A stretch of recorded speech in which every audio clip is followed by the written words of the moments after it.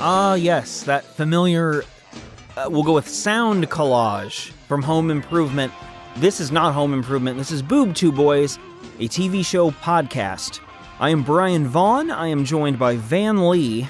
The theme song sounds like an art student wanted to make some sort of nonsensical garbage exhibit, and they just brought like trash can lids and a rock and maybe some hammers. I don't know, but it just sounds like that. I won't disagree. Spencer Hendricks is also here to talk about Home Improvement. I am going to do my best. We've already done one, and I figured I will do my best to stay for the second as well. We started this, and we have to see it through. We are a dedicated podcast, and you know what? It's season 3 now. Wow. Episode 20. This one's called It Was the Best of Tim's. It was the worst of Tim's. Everybody's 2 years older. The show is very bad. It's even more popular than it was the last time we talked about it. And Tim Allen's even more muscular.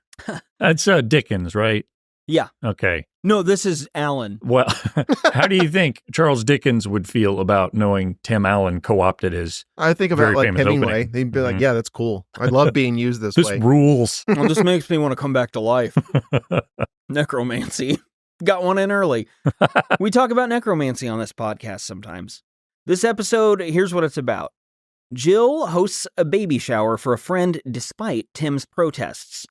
Tim makes an appearance at that shower and charms the guests, a feat that shocks Jill because she's used to Tim Allen being a piece of shit. So that's kind of what the deal is with this episode. We alluded to the fact that it's bad, worse than the one we covered last week. I don't think it's possible that this show has a good one, but this episode in particular does nothing right, I guess. I watched it, and I couldn't really remember anything about it immediately afterwards. There's not a lot of substance in this one. It's really hard to sit back and think, what did it do right? I need to be positive. What can I think of that was well done in this episode? Because there's nothing. It really is bad. I'm glad we don't go out of our way to do that for shows. On this podcast, sometimes we do a good job of that, of, I guess, siphoning out whatever goodness is in a show that's bad. And I'm just glad we don't have to do that with this one, because that would be really hard. Exactly. I prefer to do that whenever possible. It just isn't here. The show is not good.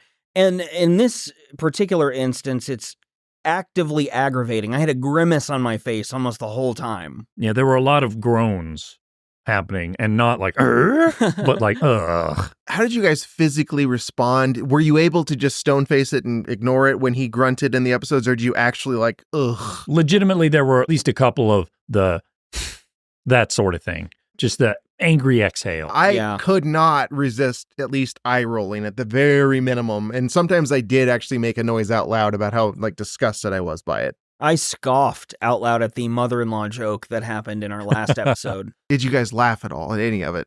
I usually like to ask that. Did you get genuine laughter? Yeah, last time around when Richard Karn said my hog is huge, I laughed at that. Yeah, I think it's about it. I laughed at Jill's physical comedy when they were talking about Stu coming over, because she had to pantomime because he's on the phone, and she was doing kitchen stuff like women do.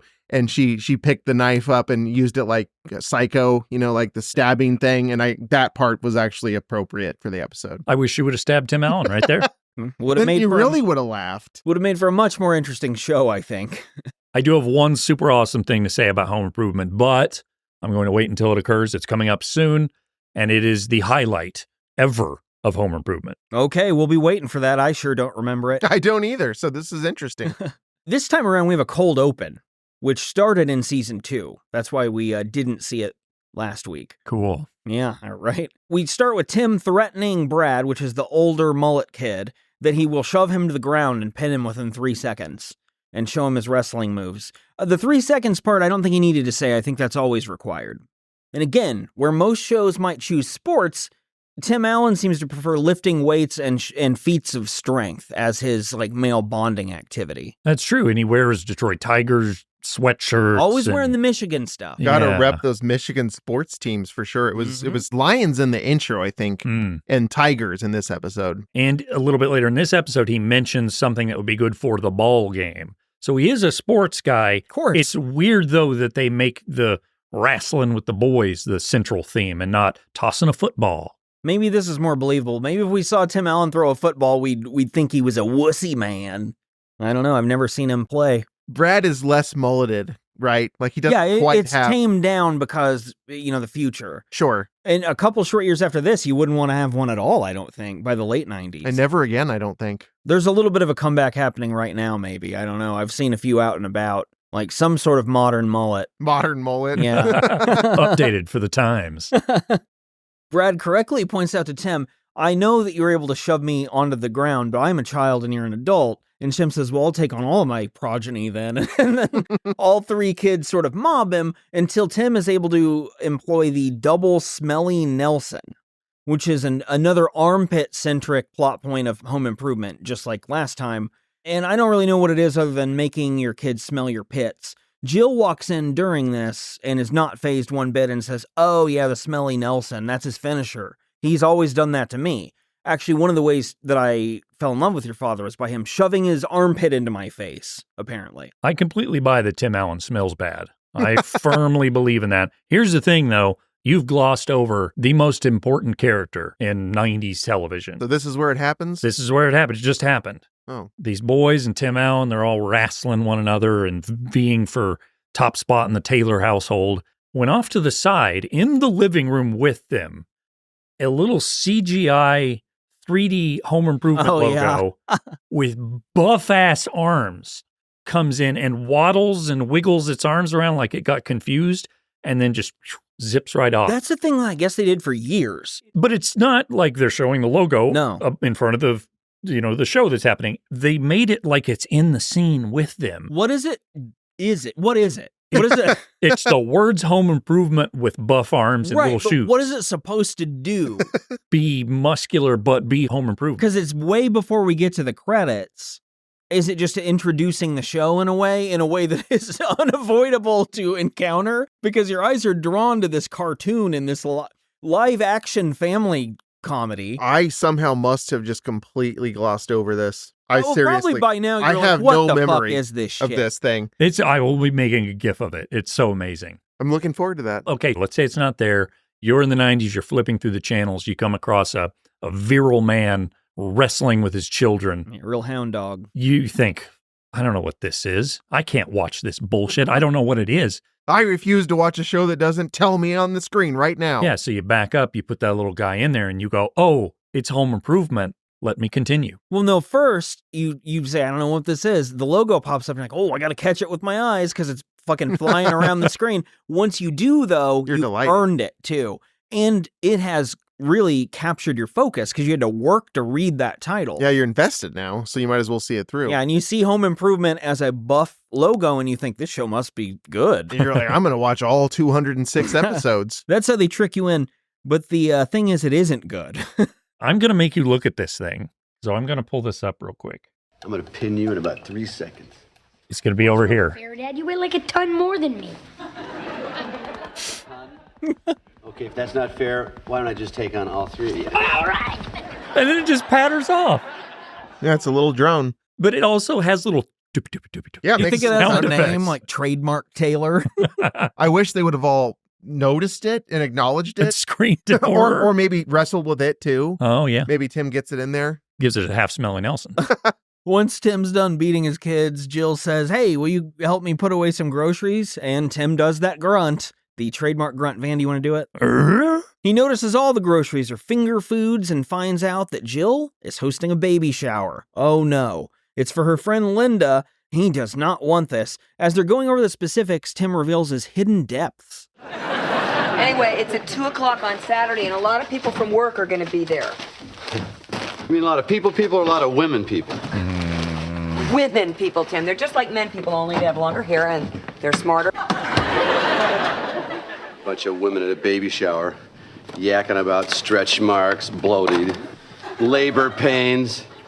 If I want to discuss labor pains, I'll talk to a union man.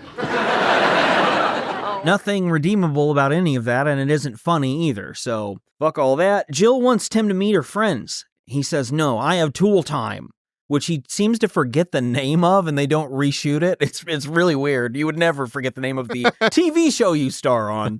And that is providing your sole source of income. But after that, also, a couple hours following tool time, he needs to take his boys to the demolition derby at 4. Jill says, what about that time in between the two events?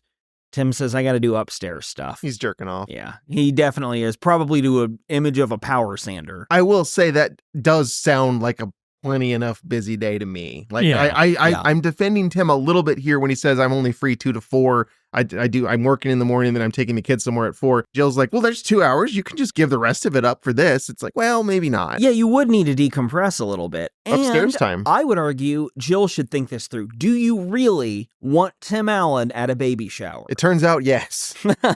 It seems like he's so set in his ways that if there's anything he doesn't immediately agree to, you just shouldn't do because it's going to be too much of a hassle because he's going to be awful during the whole thing. Yeah, he's a diva is the whole problem.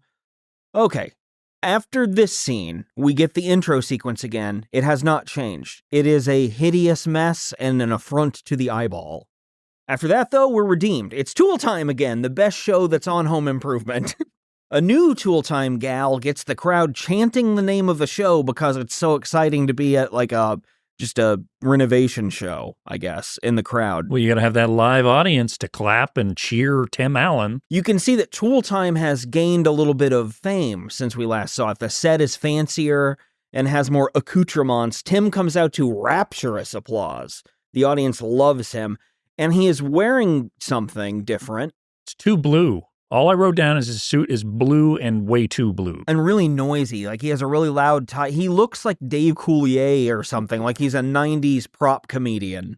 I could see him having done stand-up in this, though. Yeah. But except he unbuttons the top button and pulls the tie down a little bit.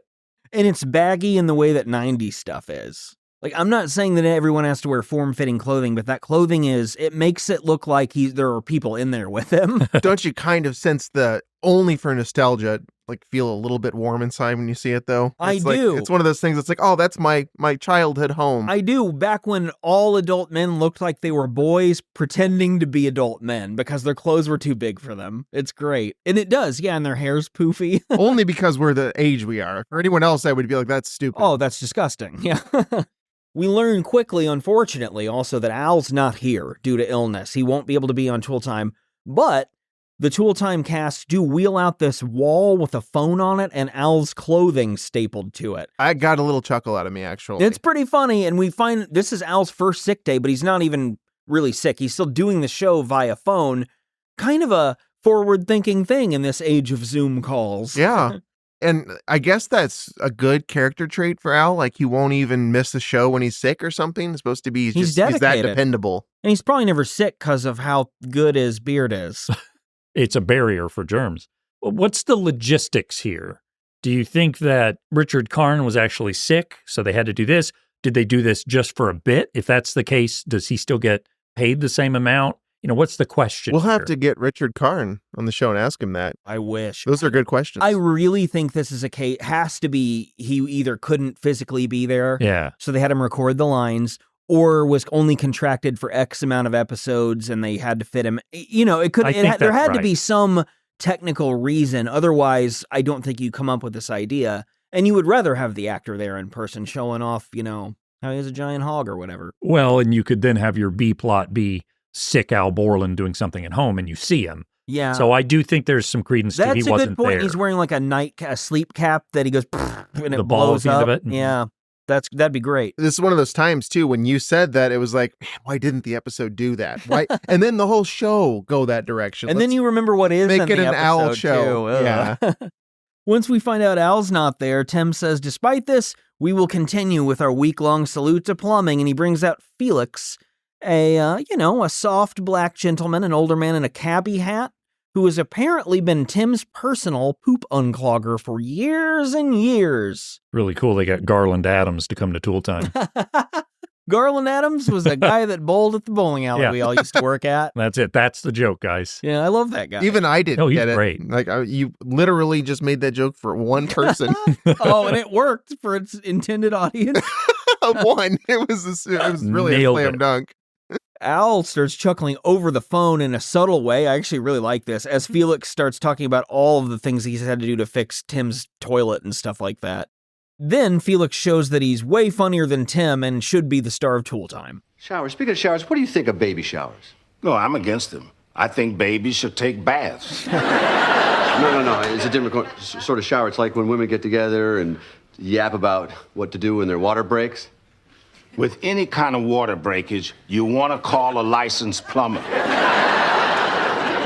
Felix is great. If they would instead take this show and make it about Felix and that muscly house logo, 10 times a better Way show. better. Like they live together and they're kind of an odd couple situation. And they have a tool show on local cable access. That'd be so awesome. Something that concerns me that I just now thought about listening to the Felix clip. And of course, it's very noticeable how straight-laced Felix is and how he doesn't really understand any kind of innuendo. This actor has good timing. He does. And Al plays that same role. Yes. So they're saying that basically Tim Allen is best next to the straight man, which indicates that Tim Allen is the person who's supposed to be playing off that and providing all the laughs and humor. That's concerning. Because a lot of times the worst actor just gets to be the straight man and everyone bounces their stuff off them. They think Tim Allen can do all that. But in some cases, having the best straight man will absolutely save your goofball.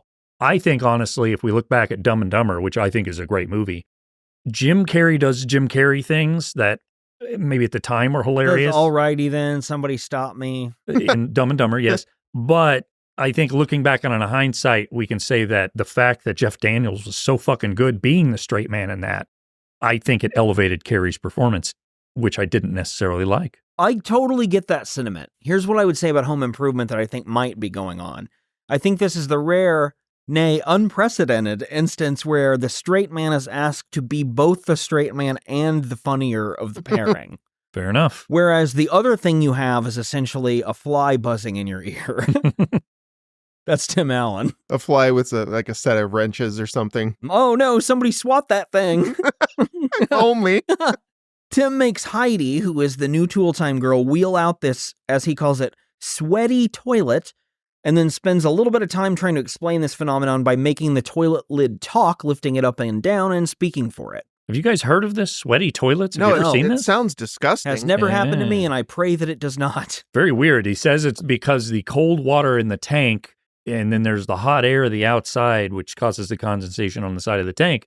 I've never experienced that with a toilet. Have we come so far in toilet make and model that stuff makes that not happen anymore? Yeah, perhaps toilet tech has taken away this issue altogether. What's your guys' favorite toilet brand? Samsung. Are there like lots of toilet brands out there vying for it? Like, oh man, I'm going to be the top toilet brand. I'll be the king of the toilet. I have an Android. Why not? Everything else is. Mine's a Tesla. It sucks. Ew. It's an asshole. I guess that works for toilets. Yeah, that's what it's looking at all the time. Looking at like it's eyeing it. Yeah, the eye of the toilet is staring up at the eye of the butt. We're mean for what we do to that poor eye of the toilet. Constantly shitting in its eyeball. Yeah, didn't expect this conversation to erupt during a home improvement conversation. Actually, yes, I did. I thought of it as like the sort of thing where you make it sweaty by being on it for so long, like grunting out a horrible shit or something. Like if the cat's on you too long, the body yeah, heat. something. I don't know, where it's like, I made the toilet sweaty because I shat for 3 hours on it. Because I'm such a man. I blew up another toilet. Felix clarifies everything Tim said to make it like consumable for an audience. Al chimes in from the phone and says, "Hey, Tim, this is weird. Felix is way better at all this than you are," prompting Tim to hang up on Al, but Al's totally right. They did something here with the Al character that I don't know if it was just because he was sick or this isn't the intentional or like how it actually happened, but it feels like he went from confident side man to just like mean bitch in this episode.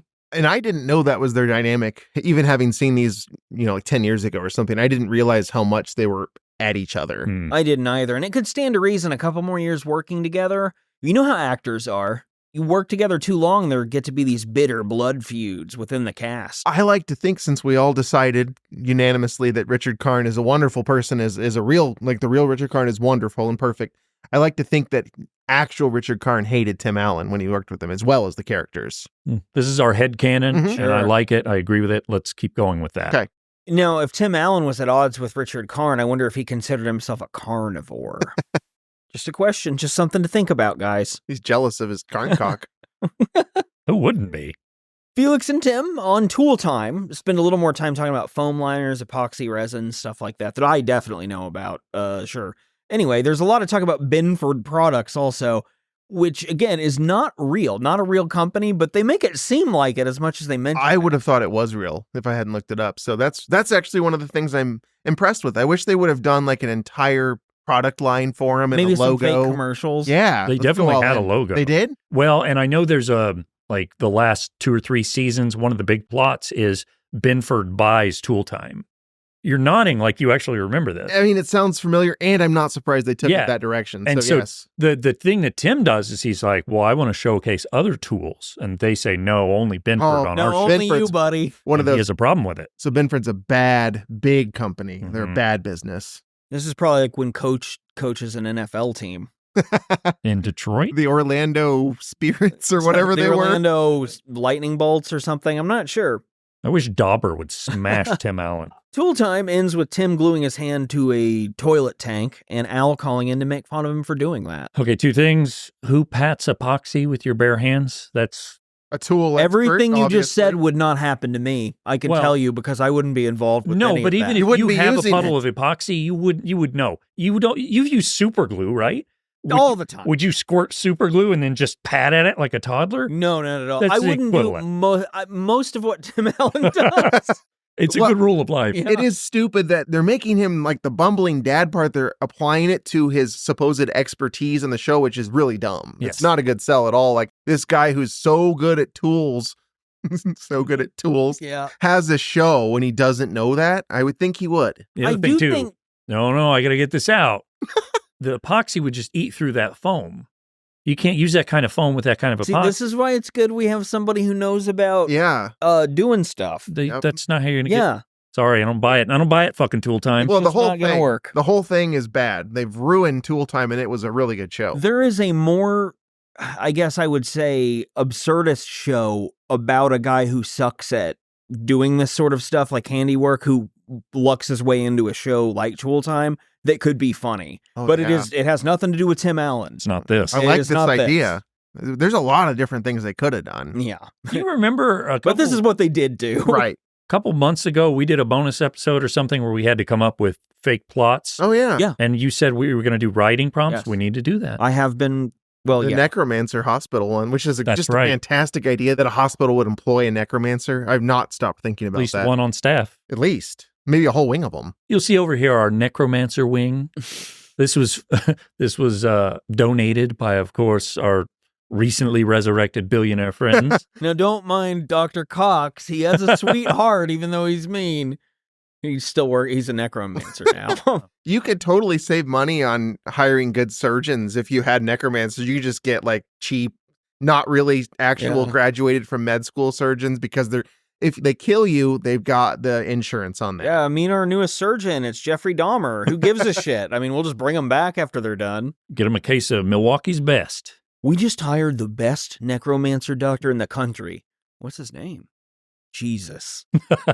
That's He true. would be. He'd be awesome I never thought of Jesus that way, and now I As- like him more. as the ultimate necromancer. He'll be better than our old one, the Knight's King. Oh, yeah. He is good at that. Although what he's like, I would argue, how good is his necromancy? Because they're monsters. Right. And I feel like the amount of humanity in these monster people of the North has been degraded over time. Like they've become further monster each time he has to revive them. Well, that's why he could only get a job at county. He couldn't get at one of the private hospitals. Yeah. This is kind of like how Beric Dondarrion could only be revived so many times.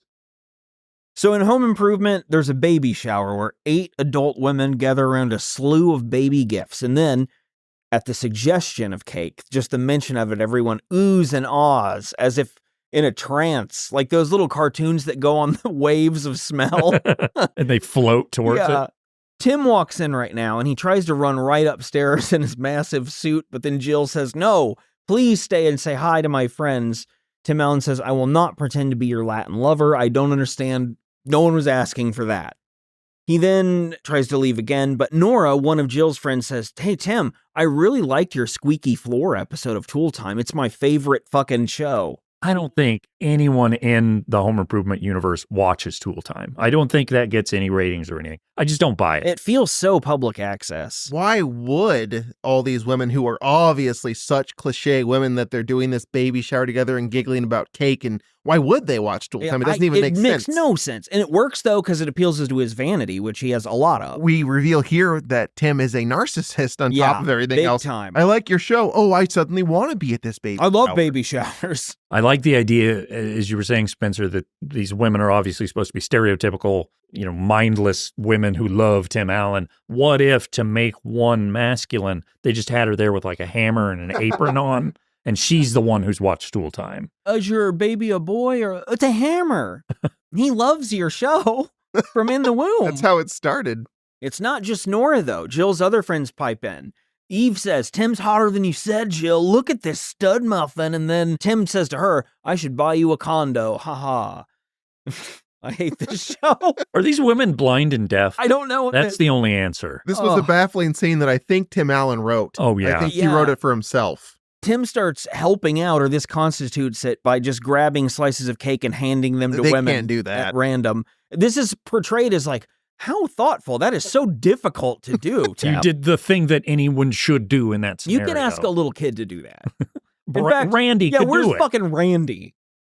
Tim then goes into a long explanation that men worry about babies. It doesn't matter, they do. If it's a boy, they worry. If it's a girl, they worry, because they got to protect that girl from the boys and be a strong man. And he understands that all women do a lot of work with kids. He says, when I had kids, they were cool babies, and men are also like babies.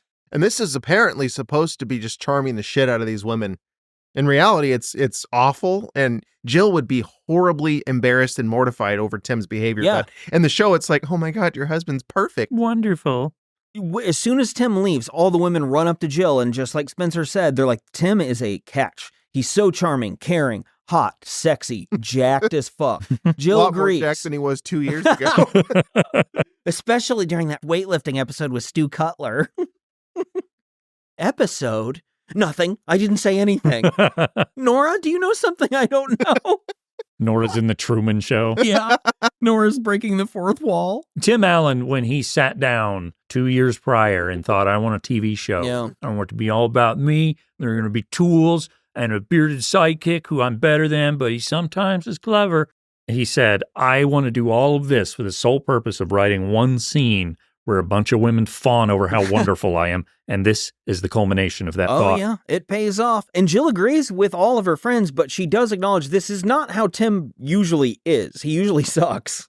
Like Spencer said, I thought the whole time, like, this scene is so poorly written because Tim comes across as bumbling and awkward and kind of like a buffoon as he tries to explain why he admires women. Oh, yeah. And that part is super awkward and just doesn't work the way he thinks it is. It's that kind of almost backwards complimenting by saying, yeah, women do all the work, but what he means is the stuff that he's earmarked women to do. Like, he's not saying they have real value. He's saying, you women, we'd be so lost without you having our babies and making our food. And it's not really being nice to women, but in his mind it is. It is. It doesn't work. Within the confines of my narrow worldview, I find your contributions valuable. A lot of women, especially now, thankfully, if a husband made an appearance at a baby shower and said that shit, would all hate the guy. Yes. I would hope anyway. Yeah, they probably wouldn't want to come back. But not in this show. This is supposed to be the appealing Tim Taylor. I will say the one thing he does that I liked in the scene, and from his perspective, this is his 2 hours between his activities, and I just think... And it probably takes a while to get that tarp of a suit off. I just think about how I'd want to go unwind. So he did his duty. He went and he talked to the women and he was nice to them. And he did leave. I thought the episode was going to turn into him staying and taking over the baby shower because he was having so much fun being complimented and wanted by women. But he left on a high note. Like, he just kind of... He did. Said a few things and was like, all right, you guys enjoy your baby shower. I'm going to go now. And that was actually like the one thing where it was like, okay, that's what a person should do. And honestly, I think this is what Jill intended. She wasn't saying come be in the baby shower for 2 hours. Yes. I think she was saying make an appearance, which is totally reasonable to ask.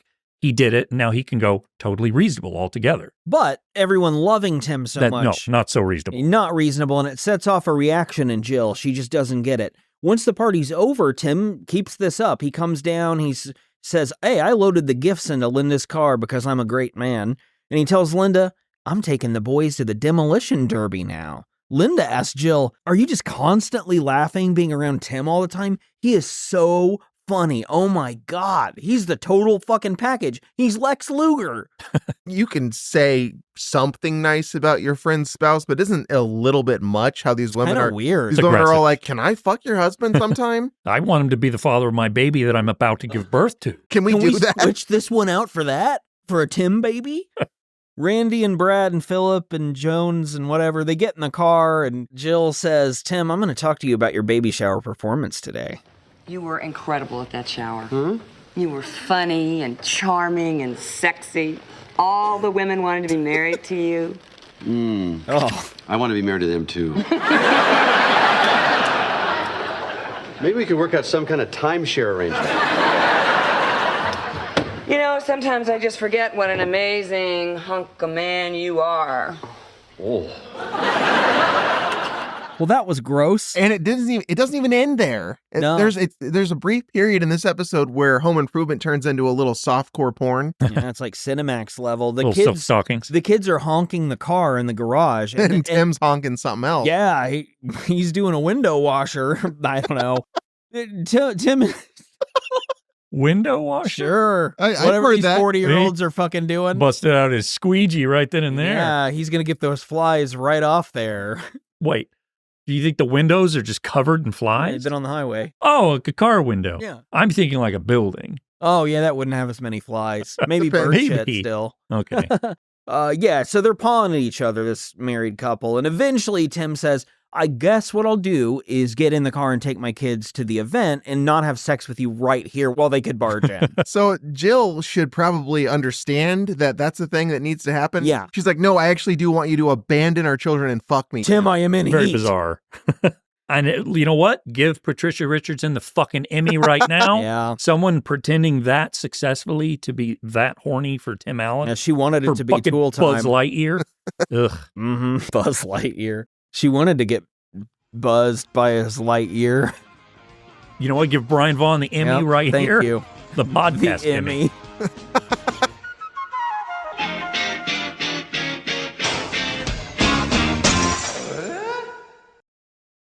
Oh boy. Fast forward to after the demolition derby, which is kind of disappointing. That sucks. I wanted to see at least a little. This is like in Friends when they talk about a cat and we don't see it. Tim walks into his marital bedroom. Gross. He starts talking about how cool the demolition derby was. Jill's in bed in her nightgown reading, and she's ready to do more than read, if you know what I mean, if you catch my drift. Tim is not thinking about sex anymore, though. He's talking about how proud he is of Randy and Brad and Tim and Mark and James for drinking the biggest root beers they had at the demolition derby. And then burping. Yeah, Randy did a really loud burp, which was one of the big events at the demolition derby. Tim then starts taking his clothes off for their encounter, but unfortunately he's full of what he refers to as double cheese nachos, and he's just burping all over the place. I kind of buy that. Yeah. Yeah, I do too. Jill, you can tell she's a little bit turned off by this, but she's so horny she wants to keep going. So Tim gets in bed, but his kiss turns into a burp right in the middle of it, and he reveals that he also had a double onion chili dog Ugh. and burped straight in her mouth. Then he starts farting and wafting the covers, and this is it. Jill is somehow finally like, I gotta get out of here, and gets out of the bed, but doesn't ask for a divorce, which I found curious. One time I burped in a girl's mouth. Hot. Cool. It was absolutely embarrassing and horrible. We'd been making out for a bit, and I was super tired because I'd worked a long time, and it just kind of happened, and we didn't really talk about it. But it was really Just disgusting. kind of slipped out, man. Jill asks Tim, hey, where's the guy from the baby shower? Where's the stud muffin who turned on his charm for everybody and just was dripping and oozing charisma and panache? And then Tim probably farts more and stuff like that. Actually, what he really does is he insults his wife. He says, your breath is bad and your robe is ugly. That's his counter for Tim. You're not trying at all. Yeah. You're being gross Well, all the neither time. are you. Yeah. You have bad morning breath? Yeah. Everyone has bad morning breath. What a childish reaction. But it's believable as Tim's reaction, I guess. Oh, yeah. The second part to it was, of course, that you don't look hot while wearing a large robe. And then she says, well, you don't ever try. And Tim's like, if I wore a robe, I'd be arrested. Men can't wear robes, which they totally fucking can. Is this a dystopian future where robes for men are They've been outlawed? Yeah. I have to say my dad wore a robe my whole childhood, so I guess he should have been arrested, according to Tim Allen. Mm-hmm. Go get him Well, right now. I guess this is a sci-fi show, though, because of this robe legislature that never really happened. It's like No, Eisenhower put it in the law. separate sort of like almost Handmaid's Tale approach to home improvement. You know, they had something similar in France at one point. You know who instituted it? Who's that? Robespierre. All right, that's pretty good. Yeah. So the problem with this scene, among other things, is that Jill's anger kind of comes out of nowhere. It escalates to like an 11 out of a 10 out of nowhere, out of the fact that, okay, he came home from taking the kids out. He's gross. And he's like, let's pick up where we left off 6 hours ago, which already is weird. Does Jill's horniness wait 6 hours for Tim Taylor? I don't think it should. But apparently it was going to until all this stuff happened, which I get Tim's point of view. He was out with the children. That should be attractive too, even if he does come with smelling like onions or whatever. But she responding to his attempts to pick things up and being gross is kind of overly angry out of nowhere, I thought. And then, of course, his response to that is to be petty back to her. So the whole thing was just kind of like, what are they doing with this? This is looking too deep into this. But if this is a concept of Tim's, you know, when he farts and burps around her, she giggles and it's like it's funny. You know, everybody farts and burps. Who cares? Especially He's boys. being goofy. It's fine. It's no big deal. If that's the case, I agree her getting mad is a little too much. If it's not, and he knows she doesn't like it, even though she doesn't say it, she just keeps it to herself, you know, whenever he lets out a big fart in bed or whatever, then I get the anger exploding. You probably shouldn't explode, but I totally understand. So you think she's been holding this in a while? I think so. I guess the thought I had was the episode at this point needed to decide on some kind of central conflict, and it came out here, and it seemed a little forced. It was like, oh, okay, this is where we're going. Is it Jill and Tim have to make up sort of situation because they don't fully appreciate each other anymore? Right, of course. And I think what it really is, of course, on the theme of the episode, it's not so much that he's burping and farting, it's he puts on this show for other people and really tries his hardest, and around her, he takes her for granted. And, you know, that's the crux of her argument. He doesn't get why she's so mad, because, yeah, he was out with his kids pouring root beer down JTT's throat. Probably picking Brad up and shaking him at the car. The scene basically just ends with Jill storming out, and Tim goes, come on! He still wants to fuck. Oh, yeah, he does. But he's not going to get it quite yet. All right, I hope not, because this scene takes place in the yard where Tim is sort of pushing around his mulch barrow. At least you knew what that was. I don't know what that is. I think you're right. I thought it was some kind of silent lawnmower. for when you need to mow and not You know, get like caught. in the old timey days when they had the I don't know what it's Motorless called. or whatever. It's like movies didn't used to have The little sound either. spinner, the little spinny things like your grandpa used to mow. Yeah. My grandpa used a scythe. Oh, but I know what you're don't talking about. Those little cyclones. Is that what they? I don't know. They look like them. Yeah, They they're have just the motorless little, lawn. They have the little twisty spike things underneath, and they spin. Yeah, but it's self-propelled. You don't crank the engine. They almost on it. sound more like a baseball cart and a bicycle spoke than a mower. I don't know. I just thought maybe it was something like that, but apparently, says Brian, it's a mulch barrow. I think it's a barrow of sorts. We can agree on that part. Yeah. Well, Tim Allen's never just in his backyard for fun. It's there to talk to Wilson. That's why he's and there. to work because he's just a busy guy. He's a working man. And you know, for this being such a big fucking house, they don't have much of a backyard. But that's a thing too. Like you'll drive around and see the new neighborhoods. It's these $500,000 homes, and in Missouri, that's a lot of money. And then you'll see that they have like 5 feet between each other. If I'm buying a $500,000 home, I don't want to be like right on top of a neighbor. You would if it was Wilson. Oh, all right, fair enough. I want to live right next to Wilson. He can tell you all about Charlemagne or whatever. By the way, what we hear Wilson doing is just saying drat over and over. We find out that's because Wilson would like to balance an egg for equinox-related reasons. He's not as good at this as he is at horseshoes. I think this is a Wilson trait in the sense that he's supposed to be like an enlightened Buddhist. Yes. And this is what he's doing. He's doing the thing that's ultimately folly, but he believes could happen. That's sort of his comedic trait, too, is he's an unexpected genius right next door. I bet Wilson has a bonsai tree somewhere, too. Oh, for sure. He's got squirrel pelts nailed up. This is like in the Dilbert comic strip, how the garbage man is super smart. And that's Scott Adams saying, see, sometimes the smart people aren't the smart people. Yeah, it's like, oh, wow, everyone's enlightened now. And then he went and named every other character something Bert. Dog Bert. Cat Bert. You know, he's the worst guy. I guess he probably always was. I don't know. I read a book that he wrote, The Dog Bert Principle. And it was a lot of hooey, even back then when I was young and didn't know anything. But anyway, Scott Adams. Tim just can't help himself back there in that backyard. He doesn't give a shit about this equinox stuff. at least as it relates to Wilson. He says, "Oh, I bet the equinox is why Jill's being a real nag right Let's now." talk about me, Wilson. I don't care about anything you do. We actually know what's wrong with Jill. It's not the vernal equinox. It's the Santa Ana winds. Oh, shit, I forgot about that. Wilson's going to get killed by an eagle. I was just going to say I didn't see any eels, and that maybe it's in the next episode, and we just didn't get there. Tim tells Wilson, look, here's the thing. I don't like putting effort into my marriage. I just want to laze my ass through it until we die. Is there anything wrong with that?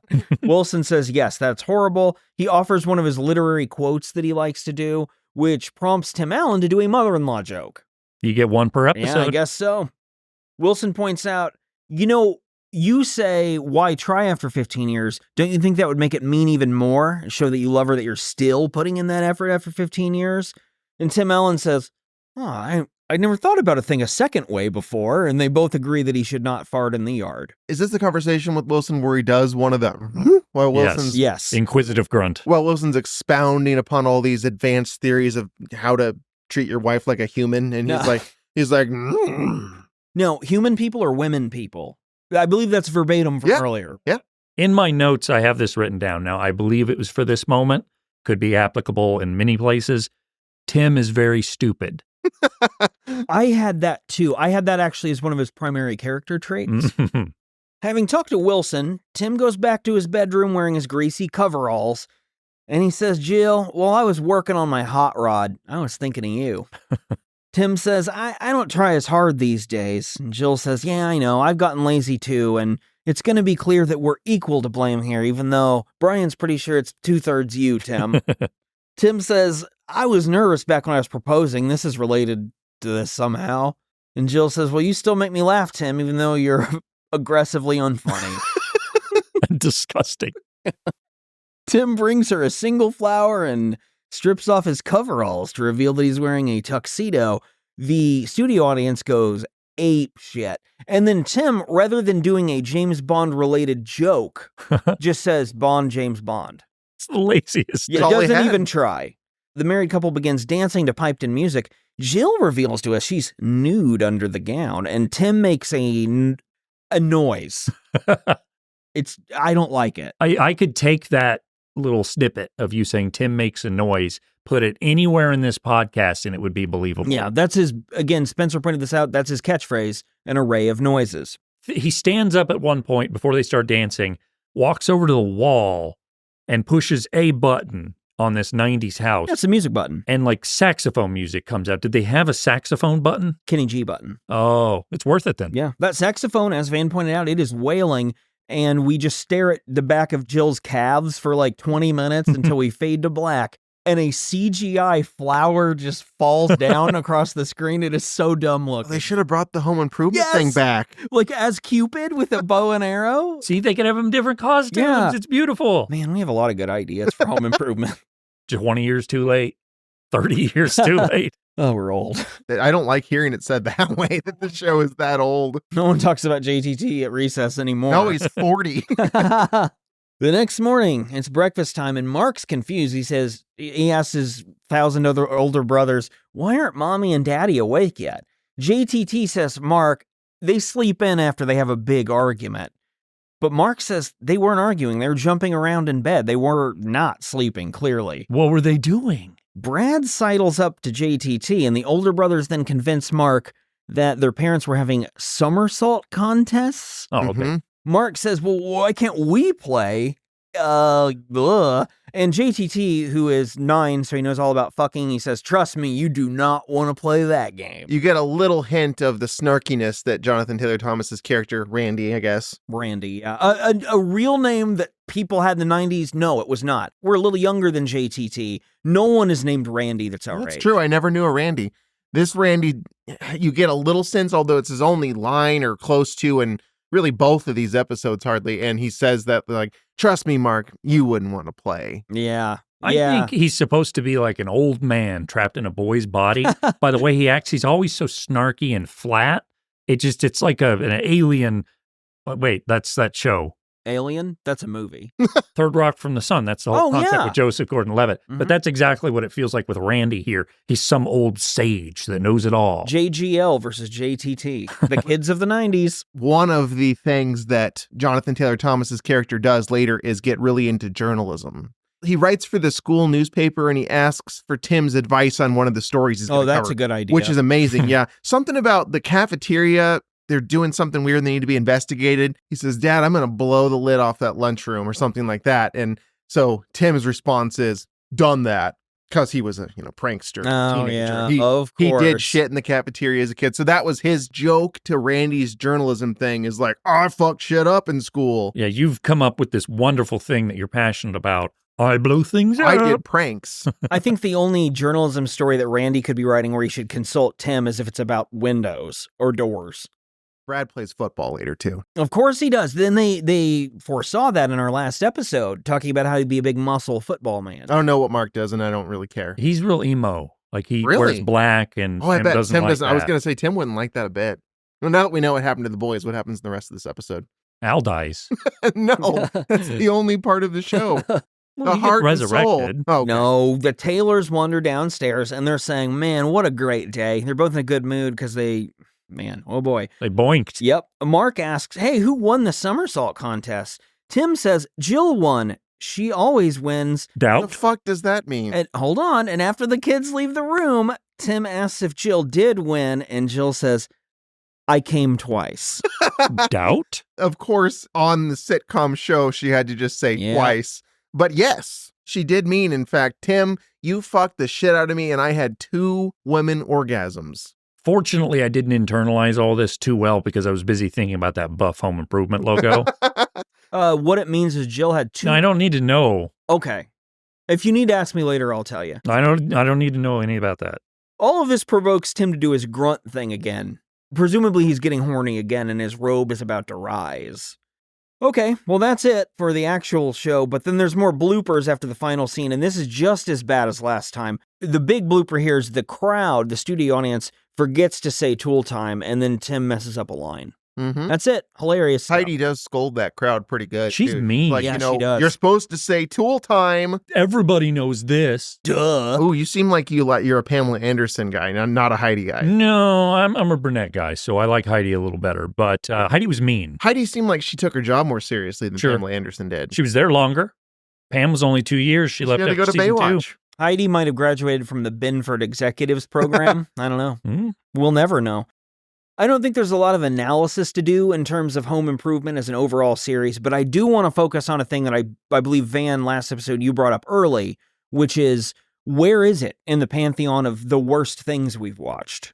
I don't want to go first. And which episode of this show was worse that we watched? I think this one one was worse. I think we all did. It's just gross and unfunny and boorish. Yeah, it was offensive in the sense that it was presented. And honestly, Tim Allen in this particular episode was, apart from when he got petty with Jill, was pretty flawless. Like, he charmed all those women. He made Jill come twice, despite what Van's trying to deny.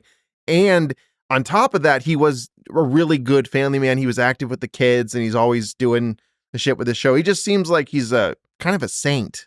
Especially in this episode, he seems like he couldn't really do anything wrong. And he saved the day when he made Jill mad. A bumbling This episode, saint, yes. yeah, this episode really offended me that it painted him as like too good, too perfect. I could definitely second On top of the fact that it was just a really meaningless, no substance episode. both of these episodes, they had a moral that they wanted to tell, and neither one of them approached telling the story of No. that moral well at all. To answer your question, Brian, about where does it rank, it's better than, according to Jim. That's faint praise, but I think it is better because there It are might be. small competent I think moments. that is the arena it's playing in now. Yes. And that was picked specifically for that it did that too. And also, according to Jim, didn't have the accolades that Home Improvement did. Considering how popular the show is, this is as fair of a time to ask why. This does again seem to be a show that did not hold a lot of critical appeal, but was just popular. I think this is another, like a 2.5 Men situation, where a show goes on because, the median viewer or whatever is fine with it. for whatever the reason. I'm not. Home Improvement's very bad. It is not a good show. It's a very bad show, I would go on to say, outside of the buff logo. The thing that makes Home Improvement the most unbearable, and perhaps as bad a sitcom as we've covered so far, is Tim Allen. He's unfunny. I do not understand the charisma, and I wanted to talk about the gigantic wave of 80s and 90s stand-up turned sitcom stars who all got their own shows because of just sort of a comedy and TV boom of that time. And I want to talk about kind of where Tim Allen even fits into this. I was really struck by how I just didn't get it. I didn't see what anyone saw in him that made him a star. And as we discussed, the biggest star in America for about a year. So weird.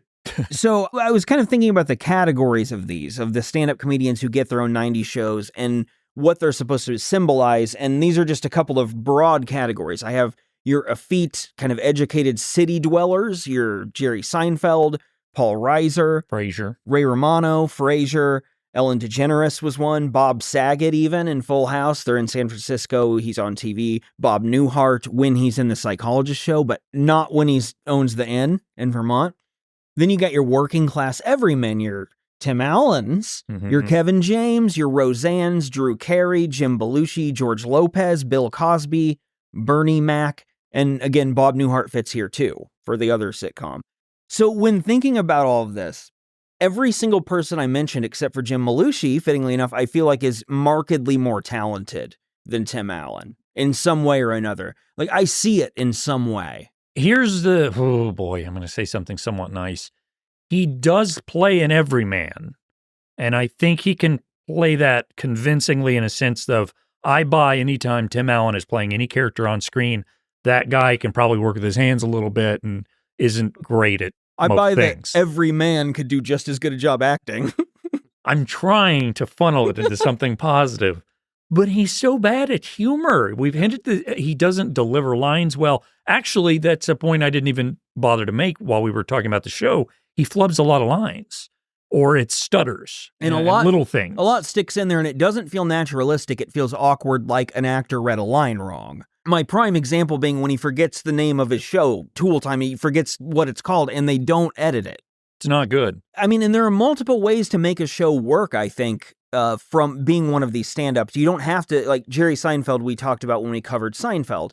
Not a great actor. He gets better, but he works off an ensemble cast, kind of understands his role, and the show has terrific writing. So you have guys like that who, like Tim Allen, aren't natural-born actors, but they can make it work. And then you have people who I think are kind of like have a trait that makes them. We talked about Kevin James being a physical actor. Whether we like it or not, if you're into physical comedy, maybe that's the hook there. This is a baseball player that does one thing real good. Maybe they hit home runs. Maybe they steal bases, but they have their one skill, don't really do a lot of other things well. Sure, but you kind of see, like, I get where a fan base would have been developed. And I guess with Tim Allen, I'm just not sure who's a fan of Tim Allen's comedy. I can't believe that the guy made millions and millions of dollars with this comedy. He's famous because of his comedy. He's rich because of his comedy. And we saw what his comedy is. This guy got famous from it. How is that even a thing? I mean, just look at the political climate and the people who say some of the worst things and how welcomed they are in a society. And there's what used to be a fringe is now known as a pretty cemented base of awful people. I think people love Tim Allen's comedy because it's so bad like that and they buy into it. Although in Home Improvement, it was presented as cutesy to an extent. Now they're just out with it. This comedy is kind of the equivalent of like a live, laugh, love sign in a sense. It's like prepackaged. It's you know the realm these jokes will be in. They'll be in family comedy realm, but even lazier than what you think. I'm constantly reminded of how much you cannot underestimate just how much these everyman shows resonate with a lot of people. It's shocking because we are not like that, and we have made a lifetime of not really knowing people like that. So it's hard to believe that there are people out there, that there's actually a demographic and that it's the mainstream, but it really is. And it's shocking. I think we're overlooking something. We're exactly who the show is supposed to appeal to. We're not working men in a sense that we don't work with our hands, but that is the class we're in. You know, we are blue collar workers in theory, maybe not in practice, but in income, if not less. And like the problem with this show to me is that it's like, it's appealing to the lowest common denominator in a sense that I think it's even insulting in that way. Like, this isn't an everyman. This guy's on a fucking TV show in the show. he's not really what he proclaims to be, but he kind of gets points for that anyway. And I can buy 100% that in this era, the early 90s, you just watch whatever was on. Yeah. So anything can become popular to an extent. But this was so popular. This is too popular. I just listed all these comedians, and then I think of all the comedians in the 90s who were guest starring on shows, Patton Oswalt or Bryan Cranston or whoever, who never got their own show offer. Mm-hmm. And Tim Allen, right to the top. Just wild to me. That's one of the great mysteries of the world. It always will be. We'll never get an answer. I don't know. Do you guys want to talk about Home Improvement anymore? No, let's move on. Okay. We're not going to talk about any more fucking 90s family sitcoms than for the next couple weeks, but we're going to continue Hot Potato, where we give each other shows. For anyone who forgot, Van made us cover Home Improvement. He gave me those to host. Don't keep pinning this on me. You had to host it, so it's all your fault. As retribution for something I did 100 Duck episodes Dynasty. ago. Yeah. Spencer, I'm picking for you now. Mm-hmm. We're not going to talk about a 90s family sitcom, as I said before. We're going to talk about an 80s one. It is Growing Pains, a sitcom about family. Well, and Kirk Cameron? You just went right at it. Usually you kind of hint a little bit. I don't know if you guys noticed, but for a while now, I've been pretty quick draw on my reveals. Yeah, Van's been kind of spiraling into the prog rock genre, and I have been I've turned into the Kinks for now. You balance it out. We'll see, though. I might go back to my roots. I'm not sure. What's going on in this is Kirk Cameron is in it. Before all the Jesus stuff. Presumably so. He was doing it. But Yeah, but not as openly. Yeah. Alan Thicke's dad in it. That's happening. So we have a couple episodes. I don't really know a lot about this show, but it's been on my list for the whole time, and I wanted to see 10 years before, what are we doing in family comedies that everyone likes that I'm not sure are good. This is another show that I caught a bunch of as a kid because it was always on TV and TV was always on. So I've seen bits and pieces of this. I've never seen it. It's not good. The episodes that I've handpicked sound interesting.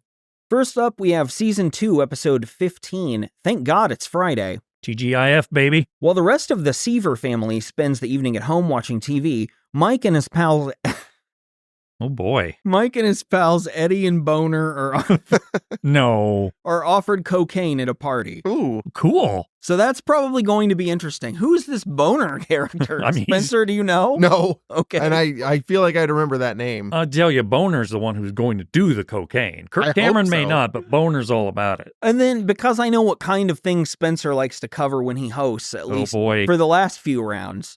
Season 4, episode 11, In Carol We Trust. Carol starts seeing a new guy, but things take a turn when her parents come home earlier than she expected.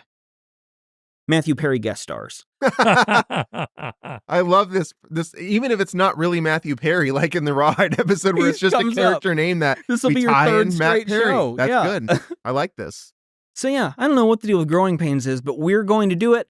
I feel like it'll be kind of like Home Improvement in that we can just kind of have fun doing whatever we do to it. I really can't wait to hear Kirk Cameron grunt his whole way through it. Yeah, and say more power as his voice squeaks. Yeah, we're going to get to do a mini version of the Tim Allen thing with Kirk Cameron. Now, it's not going to be quite the same, but it's going to be an element of that. We'll see a really young Matthew Perry also. Oh, This I is bet. 10 years before Friends. Is that before his finger thing, or did that happen like when he was really That was young? when he was a kid. I thought so. Okay, I couldn't remember. Yeah, we confirmed that it's real, That's by the real. way, guys. I won't have to do one of my little correction things about Perry fingers. It's true. He had a door smushing accident. I'm looking forward to continuing the Hot Potato after I do this. I will tell you guys now, I've got one picked out for each of you that contrast each other. So when I'll do it for Van first, of course, before coming back to you, Brian, but I've got quite the duo of shows that work together when we continue That'll Hot be Potato interesting. later. It's probably MASH and After MASH. Fuck you. I was just going to say exactly that. But I always say that. So, I mean, it's kind of my catchphrase in a way. If you want to see stuff we're doing or listen to it before we talk about Growing Pains, you don't have to wait long. You can go to YouTube. Van's been putting up all of our episodes on there. People are listening to them, watching them, whatever people do. I don't know. Bonus stuff. What do people do on YouTube? Watch Boob Tube Boys. I guess so. You go to bootuinc.com. That's bootuinc.com. You can see kind of an outline of the episodes we cover in GIF form. We've been doing that lately. It's a lot of fun. I find them rather hilarious when these guys write them and I read them. When I do them, I've written them. I know what they say. Spencer and I, we've talked about it. We're just like, it's just okay. Kind of the vibe that my cat Coop has been giving me about him too when he meows at him. He's a harsh critic. Yeah, he is. So you can do all of that. Most importantly of all, please go on to Apple Podcasts or wherever you listen to your podcasts and give us a 5-star review. And when you're done doing that, we'll get a tattoo of a baby shower. Like a whole scene. No, that's the best one we've had yet because it's so abstract. Could be anything. Put it on all over your back. The full back tattoo. I got a baby shower on my back. Pretty do you think hot. that What would do you work think? as a pickup line? I think it could get you there Yeah. with some I people. can get you picked up by the cops. Woohoo! Okay, we're done talking about home improvement.